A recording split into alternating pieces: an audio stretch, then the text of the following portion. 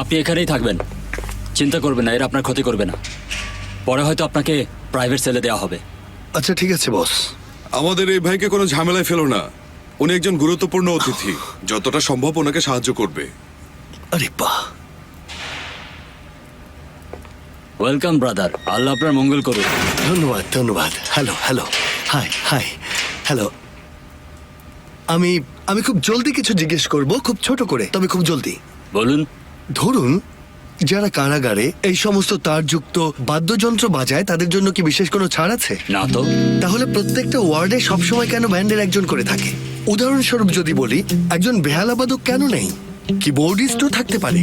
হ্যাঁ, সবসময় একই কেন? আমাদের কারাগারগুলো আসলে একেবারেই শেষ হয়ে গেছে।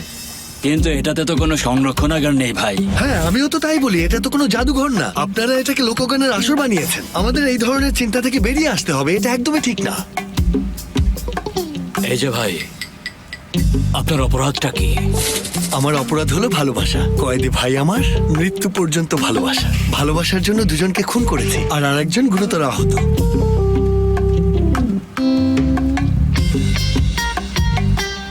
মন দিয়ে কাজ করো ভাই। মনে হচ্ছে একটা পাগল। ওর সাথে মেলামেশাটা আমাদের ঠিক হবে না। ওর চোখের দিকে তাকিয়ে দেখো, তুমি বুঝতেই পারবে না সে কি করবে।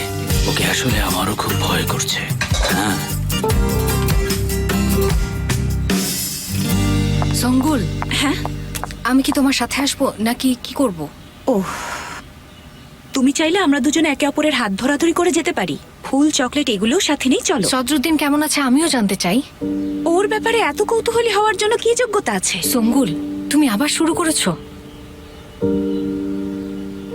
ঠিক আছে, আমি তোমাকে জানাবো। আমি জানাবো। তোমার সেলজুকের উপর নজর রাখা উচিত মারিয়া। ওর হাত দুটো বাঁধা, কি করবে ও?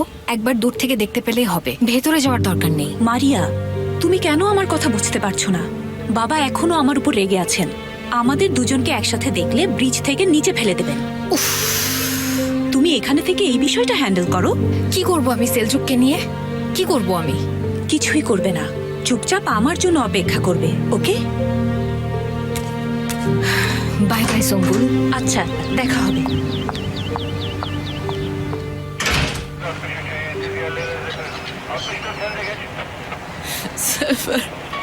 ফিরে এসো, ফিরে এসো প্লিজ। আর অপেক্ষায় রেখো না, ফিরে এসো প্লিজ। সেমা, সেমা, সেমা, মা আমার। আমাকে এখনো খুঁজে পাওয়া যায়নি বাবা।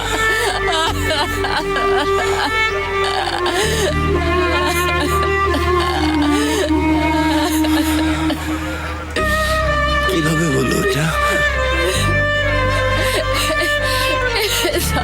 আবার ওই শয়তানটা? স্যার কল করেছিল, সেফারের অ্যাক্সিডেন্টের কথা বললো। আমি এসে দেখি কেউ নেই। তারপর একটা গাড়ি আসলো, দেখলাম সেফার ভেতরে বসা। তারা গুলি ছুটতে শুরু করলো। তারা যখন আমাদের মারার চেষ্টা করলো, সেফার তখন গাড়ির চাকা ঘুরিয়ে দিল। এভাবে সব করতে গেল।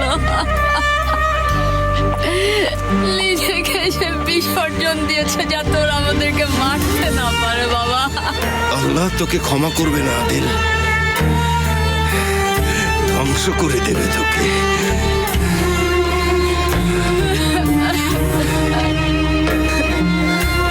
এই যে ভাইয়েরা, প্লিজ হেল্প করুন আমাদেরকে, জলদি আসুন, জলদি। একজনকে ওরা খুঁজে পেয়েছে। সেমা আসতে যাও। একজনকে ওরা পেয়েছে। সেমা,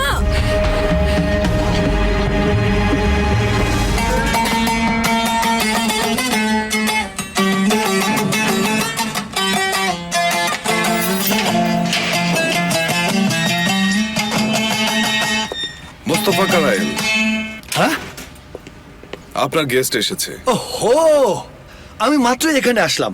অন্তত কিছুটা সময় তো এখানে কাটাতে দেওয়া উচিত, তাই না? হায় আল্লাহ। চিৎকার করবেন না, এটা জেলখানা। আপনাকে ডাকা হবে, আপনি আসবেন। হ্যাঁ, আপনাকে উঠতে বলা হবে, আপনি উঠবেন। আপনাকে ঘুমাতে বলা হবে, ঘুমাবেন। অবশ্যই। আমি তো একজন রোবট, তাই না? না না না না, এটা শিওর, একদম শিওর। না না, এক সপ্তাহের মধ্যে আমি জেলখানার এই লোকটার উপর হাঙ্গামা শুরু করব, একদম উড়িয়ে দেবো এই জায়গাটা। কি এটা? আমরা খুব ভালো করেই জানি আপনার এই হাঙ্গামা কিভাবে থামাতে হবে। দেখুন, আমি আপনাকে বলছি, আমি কিন্তু আপনার সাথে ফর্মালি কথা বলছি। আপনি খুব অভদ্র একজন সিকিউরিটি গার্ড। আসলে কি জানেন, আপনি হচ্ছেন বাংলা সিনেমার একজন ভিলেনের মতো, খুবই অভদ্র একজন মানুষ। আশা করি আল্লাহ আপনাকে রক্ষা করবেন। গেলাম। সবাই চুপ করো।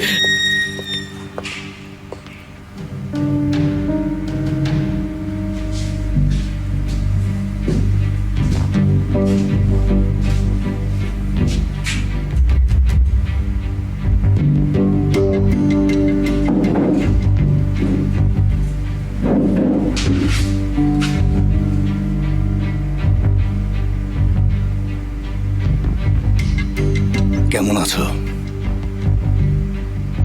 ফাইন। আয়শা আর সিনান এখানে থাকলে সারা জীবন এখানেই থাকতাম। আর অগুজা তাই। তোমার বাবার সাথে দেখা করে আসলাম। ওই লোকটাকে আর কখনো আমার বাবা বলবেন না।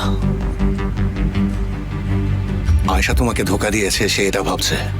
ভালো, তার এটাই ভাবা উচিত। তুমি আসলে কি করতে চাচ্ছ? আমার মাথায় একটা প্ল্যান আছে।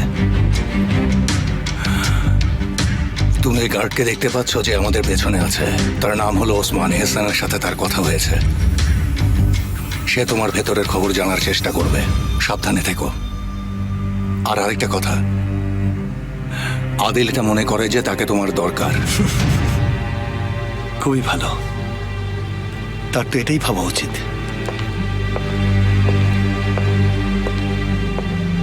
সময় শেষ হয়েছে, এবার চলুন।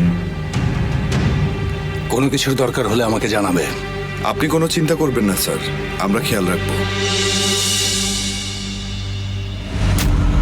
ও আয়শাকে বলবেন যেন এখানে না আসে, আমাকে যেন ফোন না করে, সাবধান। কোনোভাবেই যেন যোগাযোগ না করে আমার সাথে, বলে রাখলাম। আচ্ছা আচ্ছা, ঠিক আছে, চিন্তা করো না, বিষয়টা আমি দেখব।